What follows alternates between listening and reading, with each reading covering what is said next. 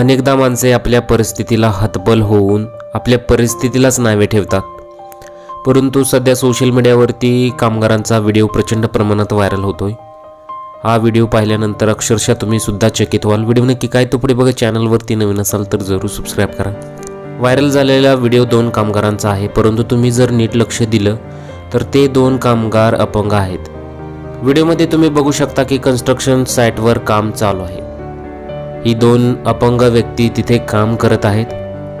एवढेच नाही तर व्हिडिओमध्ये तुम्ही बघू शकता की एक अपंग व्यक्ती दुसऱ्या अपंग व्यक्तीला पाठी उचलून देत आहे.